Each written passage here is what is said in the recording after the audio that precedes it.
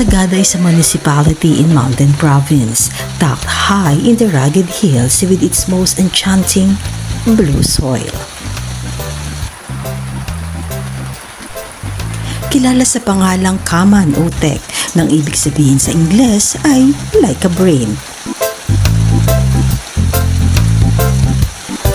Ito ay kinapapalooban ng limestones, particularly copper, that made the rocks bluish in color.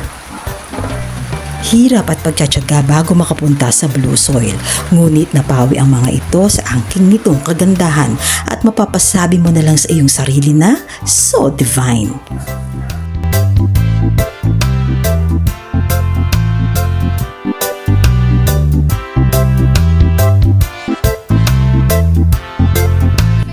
Sa pangalawang araw ko sa Sagada, tumambad naman sa akin ang majestic view of sunrise and sea of clouds ng Marlborough Hills.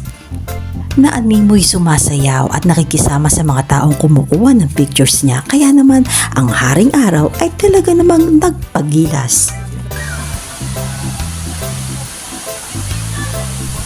And on the following day is our 3-kilometer trek going to Bomod-ok.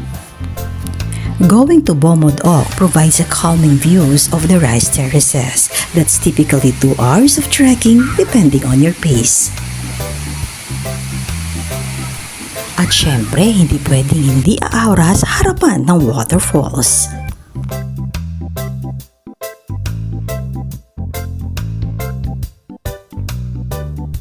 Another must-try in Sagada is its pottery making.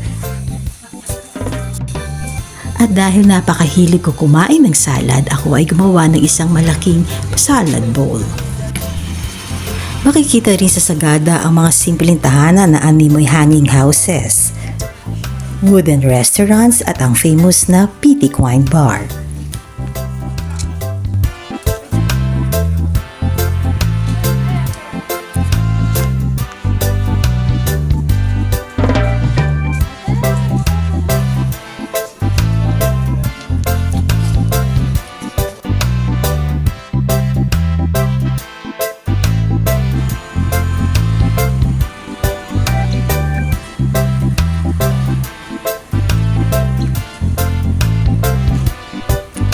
Inverted House is also a cool place to dine in, wherein you can have a luscious view of the mountains. Having a coffee on top of the mountain here at Sagada is such a delight indeed.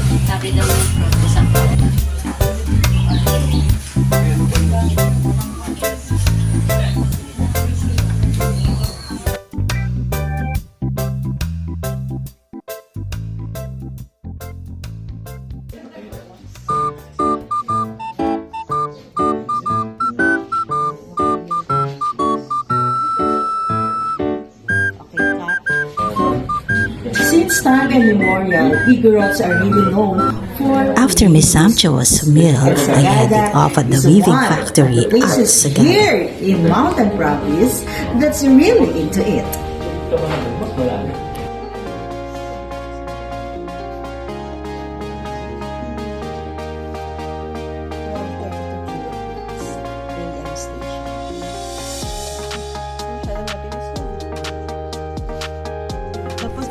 Sagada Weaving has been producing quality products such as bags, slippers, souvenirs, apparel, and hair accessories since 1968, making them a pioneer of the industry. How are you? May I know your name? Shima. Shima, yes, Shima. What can you say about Sagada and how long have you been in here? Now let's hear from a Persian visitor about her experience in Sagada. Diverse landscape. You can see a lot of things here. You can experience local food, yogurt. I'm fan of the goat yogurt here and trying it in different places. Okay. And I really enjoy the local You came from? I am from Iran. Miran. Oh, Yes, from Persia. Persia. Thank you so Yes. much and enjoy your stay in here. Yes, thank you so much. Thank you.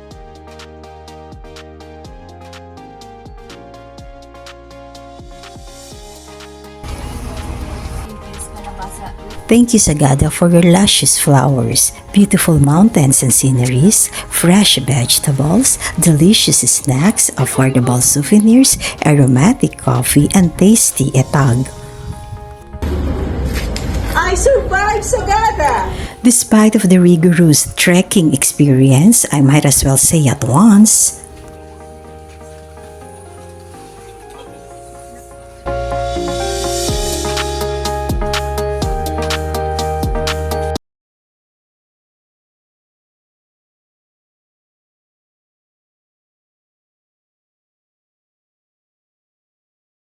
this program was brought to you by Kantar Research and Development, sharing your opinions, shaping your future.